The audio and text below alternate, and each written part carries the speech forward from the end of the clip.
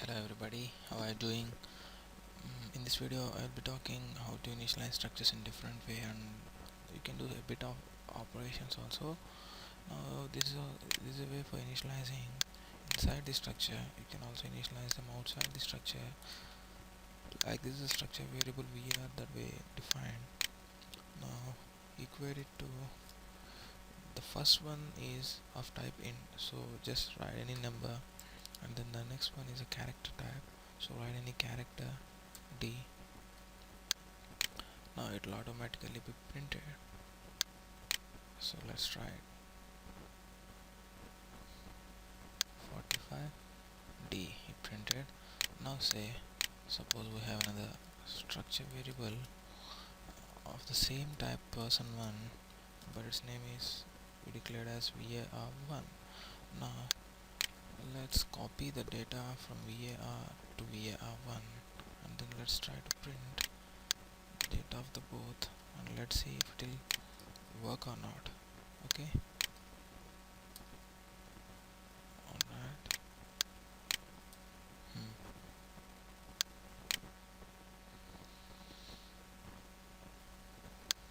Both are showing the same data. Now what we did here is this is a structure, but we declared another variable for the structure of same type, and now we equated the data. Now what will happen is all the data present in this var will be copied to var1, because they are of same structure type person1, the data can be copied. So this is the main use of the structures, because you can copy the data here. Got it? And now let's say you have a structure inside a structure. Like I'll create another structure person 2, and then structure person 2, and then I'll give the variables also, like say ched. Now struct person 2, and then int k character x, int k character c, and then float m.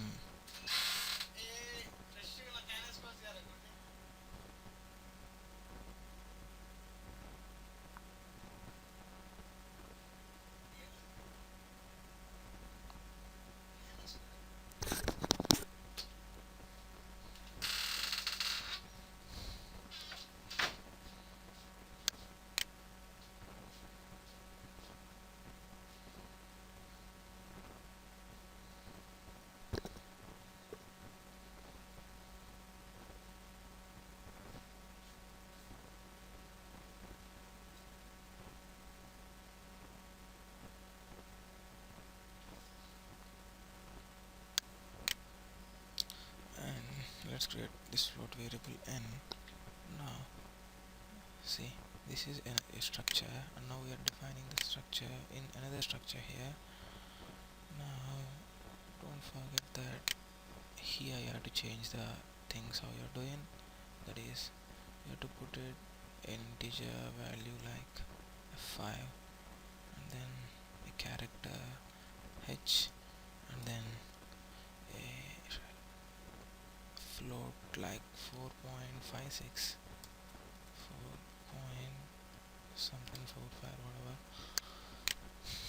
Now first of all, let's try to give the output to the program, and then we will see it will work or not, and then if it is working fine, then I'll tell you what it's doing. Okay, now let's try to print it using print. Okay, take this out, and then take this out.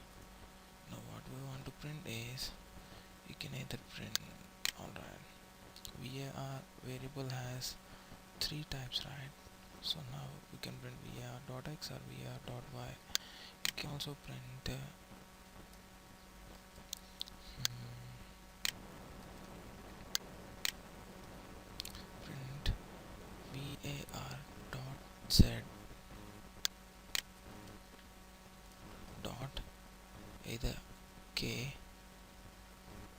C or N. Okay, and let's see if this will work or not. Control V, Control V. Here let's use C and let's use N here. Now let's try to print it and see if it will work or not. But here don't forget to change this to the float, and then this is character, so it's fine. This is integer, so put D here. Now let's try to run it and see. Still in. Okay, this is not there.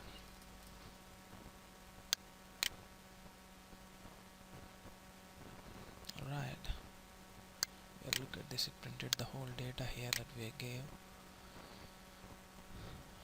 Okay, this is how to print. Now let's see what the program is doing here. I created a structure here, and then this is another structure where I used the previous structure to be a part, to be a member of this structure. Okay, so what I'm telling is a structure can be a part or a member of another structure, but now while you're declaring this, you have to see first I wrote the integer here, integer x will be 45, and then this d will be y, and then these three are the part of this structure. Okay, part of the structure, that is integer k is 5, and then c is and then float n is 4.45. You are initializing the previous structure in this. Okay, the values. Now you can access them using dot operator.